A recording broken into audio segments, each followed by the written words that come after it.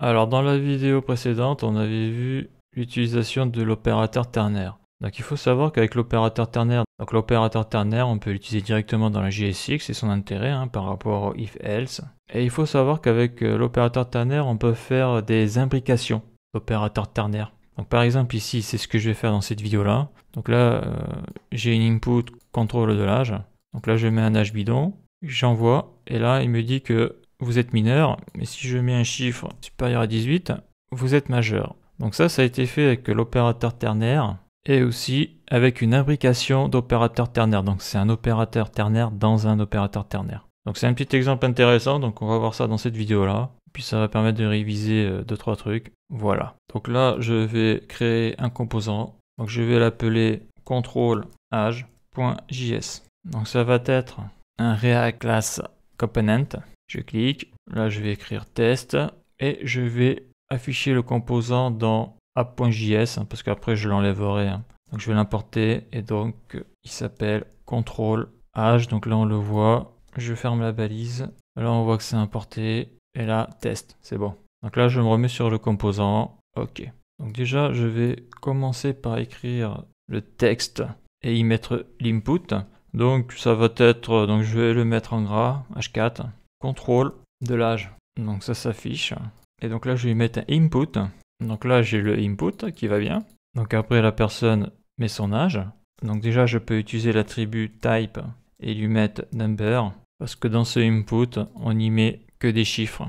Donc là, on voit que j'ai toujours mon composant backspace qui fonctionne. Parce que quand je clique sur le bouton pour effacer, ça me fait apparaître ça. Donc ça va falloir que je le vire. Donc là, si je tape une lettre, ça ne marche pas. Si je tape un chiffre, ça marche. Et en plus, j'ai les deux petites flèches ici, là, pour incrémenter. Donc après, il faudra récupérer sa value. Et lorsque quelque chose sera modifié dans l'input, comme on l'avait vu, là, il faudra faire une méthode avec l'attribut onChange, qui appellera donc cette méthode-là pour faire ce qu'il y a à faire. Donc je vais mettre quand même mon bouton submit. Donc button. Et je vais l'appeler envoyer. Donc là, ça marche pas parce que il faut que je wrap. Donc là, je wrap. Et là, le wrappage, il finit et ça marche. Là, j'ai mon bouton envoyer. Donc là, ce que je vais rajouter, c'est class name. Et je vais mettre la classe btn. Voilà, j'ai un gros bouton envoyer. Donc là, le backspace, il faut que je le vire. Il est dans le add event listener. D'ailleurs, je vais supprimer le composant, ça sera plus simple. Donc là, je suis dans la .js. Ça, je l'enlève. Et en principe, c'est bon. Donc je reviens sur mon composant contrôlage. Donc déjà, ici, là, je vais rajouter la fonction constructor. Donc j'y mets props. Je mets les accolades. Donc après, il faut y mettre super pour extendre la classe.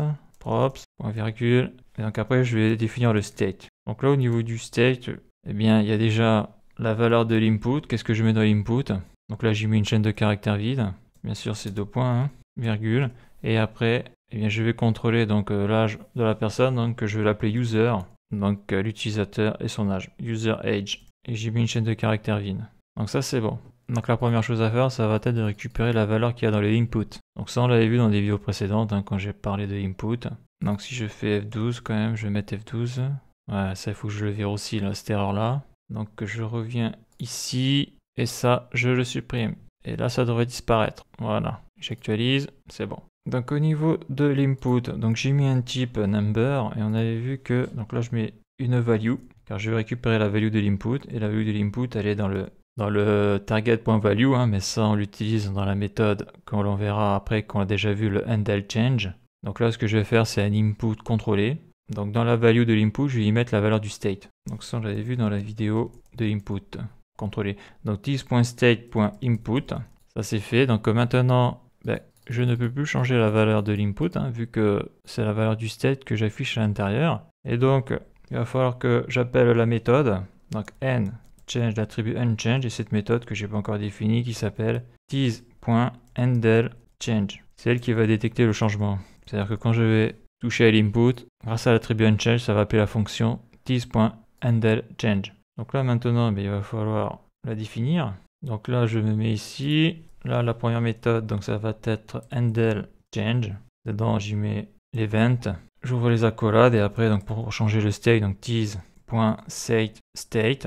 J'ouvre les parenthèses, je ferme les parenthèses. Donc dedans, je vais y mettre donc les parenthèses, la fonction fléchée, les parenthèses et l'objet. Donc ça, c'est bon. Donc dedans, j'y mets l'event. Et donc input, la key input de point event.target.value. Donc ça c'est pour accéder à la valeur de l'input. Donc file to compile, qu'est-ce qu'il y a? Ah oui, il faut bind le tease aussi. Donc bind le tease dans le constructeur. Donc là je suis pas bon du tout là. Là je suis dans le constructeur, il faut que je sois à l'extérieur du constructeur. Donc alt et je descends. Donc ça c'est bon. Est-ce que je suis au bon endroit là? Voilà. Et ici je bind le tease. Donc tease. Je bind la méthode. Je bind le tease avec la méthode endChange et ça se fait dans le constructeur. Égal tease.endChange.bind. Tease. J'actualise. Il n'y a plus d'erreur. Donc là, si je marque un truc là, donc là, ça me crée une erreur. J'enlève la virgule. Donc create property value of undefined. Et donc là, dans la fonction de callback, en plus là, c'est pour avoir le state précédent. Pour avoir le state là, c'était le updater. Là. Donc ça, il faut le virer bien sûr. C'est vrai que là, j'ai écrit comme ça. Donc là, je marque un chiffre, 85. Bon, là, ça pente plus, là. C'est bon, parce que quand on met une valeur là-dedans, c'est pour avoir l'état du state précédent, quoi. Donc, là, j'ai ma value 85. Là, si je fais, voyons, un contrôle. Alors, je vais faire un console log directement dans la console. Si ça marche, si je fais tease.state.input, entrée, ça marche pas dans la console. Bon, après, c'est normal. Hein. Donc là, je vais mettre ici console log. Juste pour voir ce qu'il y a dedans. Donc le tease.state.input. Donc là, je marque 8, 5, 85. Donc ça fonctionne. J'actualise. On verra mieux. Donc c'est bon. Donc dans le tease.state.input, la mise à jour se fait bien. Donc ça, c'est OK. Donc après, là, ce que je veux, c'est contrôler la valeur que je mets ici. Là. Donc le but va être que lorsque je mets une valeur ici, lorsque j'appuie sur le bouton envoyer, donc pour le moment, la méthode du bouton submit, je ne l'ai pas fait. Hein. La seule méthode que j'ai faite là, c'est si je mets une valeur de l'input, la valeur est prise en compte. On le voit, endChange, input, donc input il est ici. Là je fais la mise à jour du state, je mets la valeur de l'input dans le state. Donc c'est de mettre une valeur numérique ici. Si cette valeur existe, eh bien je vais faire appel à un autre opérateur ternary qui va contrôler si cette valeur est supérieure ou égale à 18. Donc si c'est supérieur ou égal à 18, eh bien tu es majeur, sinon tu es mineur. Voilà, parce que là j'ai mis 88, mais là si je mets rien, si je fais envoyer, eh bien il ne faut pas que j'exécute la condition de contrôle parce qu'il n'y a pas de valeur numérique. Donc comment on fait ça? Donc si je fais tease.state.userEdge, j'accède à la valeur qu'il y a dans userEdge qui est dans le state. Si je mets par exemple la valeur de 8, on voit que là le 8 s'affiche. Bon moi c'est pas ce que je veux, mais bon c'est pour montrer que dans tease.state.userEdge, j'ai une valeur de 8. Donc là, je remets une chaîne de caractères vide. Donc là, il n'y a plus rien. Donc si je mets strictement égal à une chaîne de caractères vide, donc ce que l'on va contrôler là, c'est alors. Donc là, je vais marquer true et là, je vais marquer false. Donc là, le but, c'est quoi? C'est de savoir quand il y a une chaîne de caractères vide, quel est le comportement de cette condition-là. C'est-à-dire tease.state.userEdge est égal à une chaîne de caractères vide. Et là, on voit qu'il me dit que en JavaScript, ça vaut true. Donc maintenant, je vais changer cette valeur-là. Donc je vais le faire directement dans le state. Je vais y mettre une valeur de 8 ans. Là, on voit que tease.state.userEdge n'est pas strictement égal à une chaîne de caractères vide. Donc là, il me met false. Donc ça veut dire que si je mets un âge, c'est cette condition-là qui sera exécutée. Et après, dans cette condition-là, je remettrai une autre condition pour savoir si l'âge est supérieur ou pas à 18. Donc là, le seul souci, c'est que il faut que je rajoute mon bouton envoyer, c'est-à-dire qu'il faut que je rajoute une méthode pour que la méthode submit envoie dans la key userEdge la valeur qu'il y a dans l'input. Là, je suis dans l'input, j'appuie sur envoyer et ça m'envoie la valeur dans la clé userEdge du state pour pouvoir après faire la comparaison ici. Donc, c'est pas très clair comme ça, mais si là, je mets mon bouton CTRL X, je le mets ici, là, à la place de true. Si je mets 8, on voit que mon bouton a disparu, ça ne marche pas. Donc ça, je vais le remettre vide.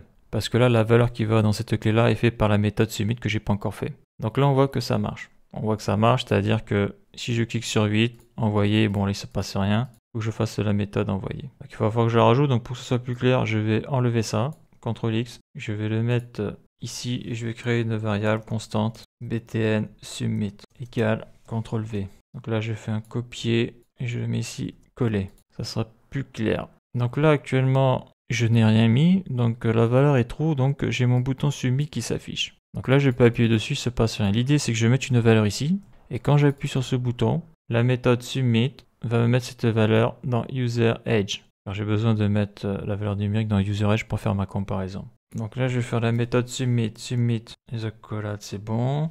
Donc là, direct, je bind le tease. Tease. D'ailleurs, je vais pas marquer submit, je vais marquer handle. Submit, je vais rajouter le handle devant. CTRL C, CTRL V égale. Donc tease.ctrl-v.bind et je bind le tease. Donc ça c'est bon. Donc là le handle submit.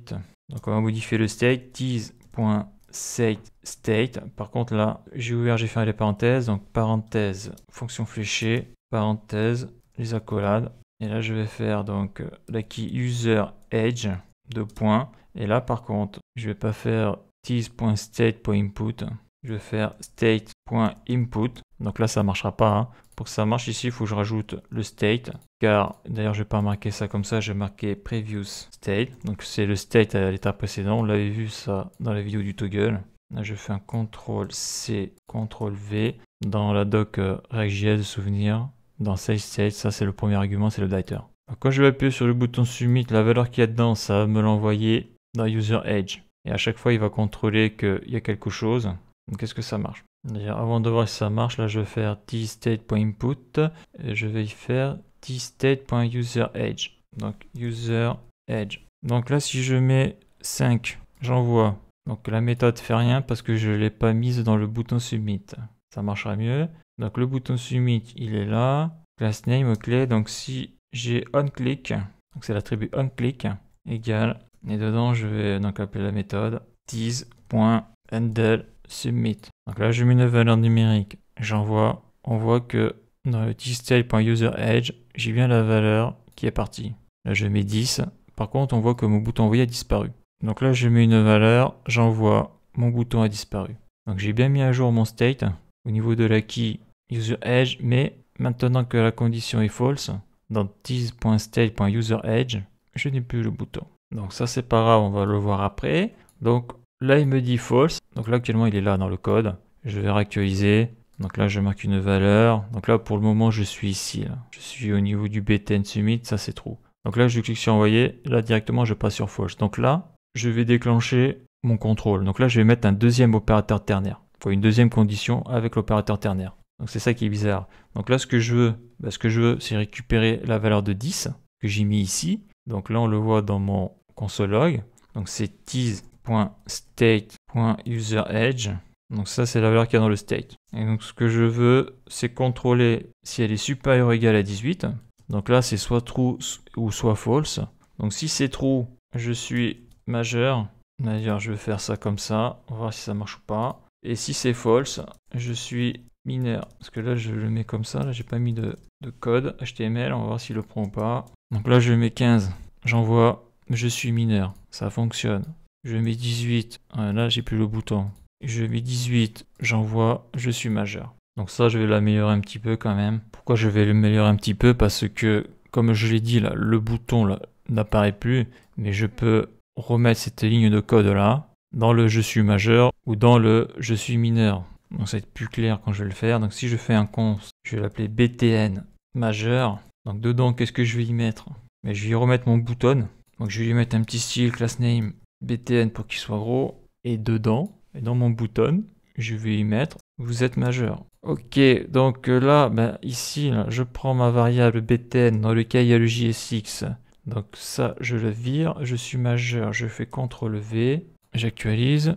Donc là, si je marque 18, envoyé, il me dit vous êtes majeur. Super. Si je marque 0, là par contre, on voit que ça revient pas. Là. Donc ça, on va le voir après. Donc là, je vais faire la même chose. Maj, Alt, touche du bas. Et là, je vais l'appeler btn mineur. Vous êtes mineur. Donc après, je prends ça. CTRL C, CTRL V. Donc là, je vais marquer 5. J'envoie vous êtes mineur. Donc là, ce que je peux faire, là, je fais 18. Ça ne marche pas. Donc je réactualise. Par contre, ce que je vais faire quand même, c'est passer ça en vert. Vous êtes majeur. Parce qu'on a vu la balise style. Donc là, comme c'est du CSS, donc cascading style sheet là. Donc c'est des feuilles en cascade. On peut faire. Donc là, j'ai une balise background color red, mais je vais lui mettre une background color green. Donc ça, c'est pour le JavaScript et ça, c'est pour la propriété. Donc background color et je lui mets un green. Donc là, maintenant, si je marque 18. envoyer, vous êtes majeur, c'est pas sévère. Par contre, là, ça revient pas à 0, là. Je peux plus appuyer dessus, là. Donc, comment on fait ça? Parce que là, si je supprime les valeurs qu'il y a à l'intérieur, ben là, sur cette condition-là, je serai true, je devrais avoir mon bouton submit. Mais le problème, c'est qu'il faut que je mette à jour la valeur qu'il y a dans le input. De plus, dans le BTN, je n'ai pas mis, dans le BTN majeur ni dans le mineur, je n'ai pas mis la méthode onClick. Donc là, on va faire un test. Donc je fais CTRL-C, je le mets ici, CTRL-V, Maj Alt-F, CTRL-S. Ça, je l'enlève, c'est un espace. Maj Alt-F, voilà. Donc là, si je mets 18, je fais envoyer, vous êtes majeur. Et si je reclique dessus, ben, je suis toujours majeur. On voit que ça s'affiche ici. Si je mets 5, je clique et il me dit vous êtes mineur. Donc on remarquera que si je mets 18, on voit que le bouton ne change pas. Là, ce que je voudrais là, c'est que quand je supprime la valeur ici, donc que j'ai une chaîne de caractères vide, ce que je voudrais, c'est que le bouton qu'il y a ici, le bouton submit, donc il est là, je voudrais qu'il s'affiche. Donc là, actuellement, c'est pas le cas. Donc là, je remonte. Donc là, j'ai réactualisé. Si je mets 20, je fais envoyer, vous êtes majeur. Je réactualise. Si je mets 15, je fais envoyer, vous êtes mineur. Si je mets 20, on voit qu'il ne se passe rien parce que dans le bouton mineur, je n'ai pas mis la méthode. Ici, là, je n'ai pas mis la méthode onClick. Donc comme je l'ai fait précédemment, je fais CTRL-V. OK, donc là, si je mets 20, envoyer, vous êtes majeur. Si je mets 12, je clique, il me dit bien que vous êtes mineur.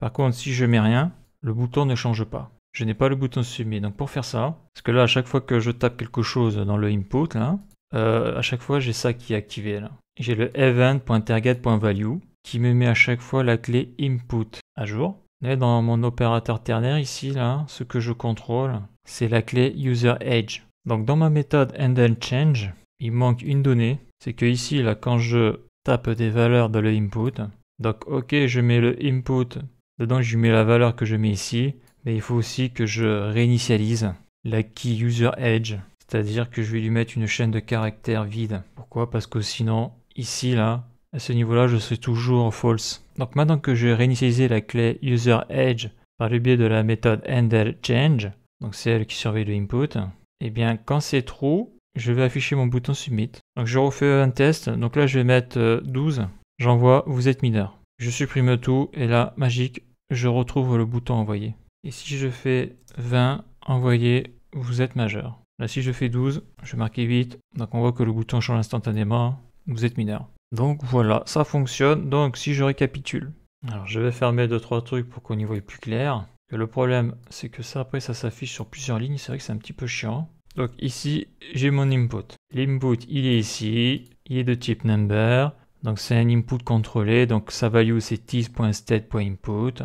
Donc bien sûr, le state est initialisé ici dans le constructeur tease.state. Et là j'ai mis mon input avec une chaîne de caractères vide. Lorsque je clique dans le input et que une valeur change, ça va appeler la méthode handleChange par le biais de l'attribut onChange. C'est le onChange qui détecte que quelque chose se passe dans les inputs. Donc la méthode c'est tease.handleChange et dans le handleChange, donc j'ai fait tease.setState.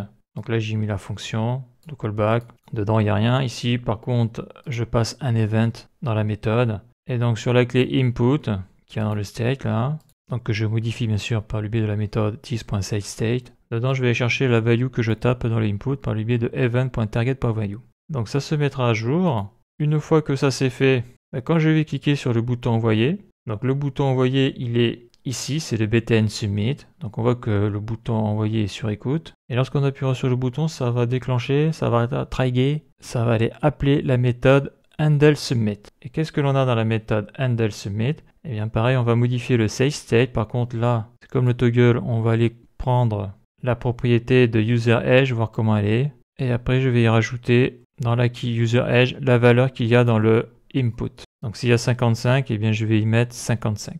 Donc ce qui fait qu'au début, quand le champ est vide ici, là, donc tease.state.user_age, on a une chaîne de caractères qui est vide, donc le bouton submit s'affiche. Lorsque je mets mon 55 et lorsque je vais appuyer sur le bouton envoyer, cette valeur, par le biais du previous.input, va aller se mettre dans la key user_age. Donc le save va se mettre à jour, dans user_age, il y aura la valeur de 55. Ce qui fait que dans tease.state.user_age, la valeur sera false. Donc le bouton submit va disparaître et on va aller ici. Donc c'est l'expression qui est ici parce que c'est false qui va s'exécuter. Et donc dedans, on remet une autre condition, donc avec l'opérateur ternaire, donc point d'interrogation et 2 points. Donc ce que je fais, c'est tease.state.useredge, donc je vais contrôler la valeur qu'il y a dans l'input pour savoir si elle est supérieure ou égale à 18. Donc si c'est true, ce qui a après le point d'interrogation sera exécuté. Si c'est false, c'est ce qui a après les deux points qui sera exécuté. Donc là 55 c'est true, donc ça va être ce qu'il va y avoir dans la variable btn majeure qui va s'exécuter. Et dans la variable btn majeure, qu'est-ce que j'ai mis? Eh bien j'ai mis un bouton, donc comme pour le submit, sauf que j'ai changé le nom, j'ai écrit vous êtes majeur. Donc le bouton, il y a un class name, un style, le bouton est sur écoute, toujours avec l'attribut onClick et la méthode tease.handleSubmit. Voilà. Donc si je fais envoyer, ben, le bouton submit disparaît parce que tease.state.useredge n'est plus égal à rien, donc c'est false. Donc cette condition-là est contrôlée. Comme c'est true, c'est le bouton majeur qui s'affiche. Par contre, si j'efface tout là, on voit que le bouton envoyer apparaît parce que dans la méthode handleChange, quand je modifie les valeurs, donc bien sûr dans l'input, je mets la valeur que je suis en train d'écrire ici, là, grâce au event target.value, mais aussi la key useredge, je lui mets une chaîne de caractères vide. Ce qui fait que quand je contrôle ici, là, tease.state.useredge, bah, comme c'est une chaîne de caractères vide, donc ça devient true et donc c'est le bouton submit qui s'affiche. Donc le bouton envoyer. Donc là, si je mets une valeur de 12, si je fais envoyer, donc dans le tease.state.useredge, j'aurai la valeur de 12. Donc ici, c'est false. Donc je vais ici au niveau du code, l'exécution se fait sur cette expression-là. Donc cette valeur 12 n'est pas supérieure ou égale à 18. Donc cette condition-là est fausse et donc c'est cette condition-là qui est vraie. Donc c'est bouton mineur qui va s'exécuter. Et quand on voit bouton mineur, qu'est-ce que j'ai mis dedans? Donc un bouton avec à l'intérieur vous êtes mineur et bien sûr toujours la méthode tease.handleSubmit sur le onClick. Donc là la grosse difficulté là, dans cet exercice-là,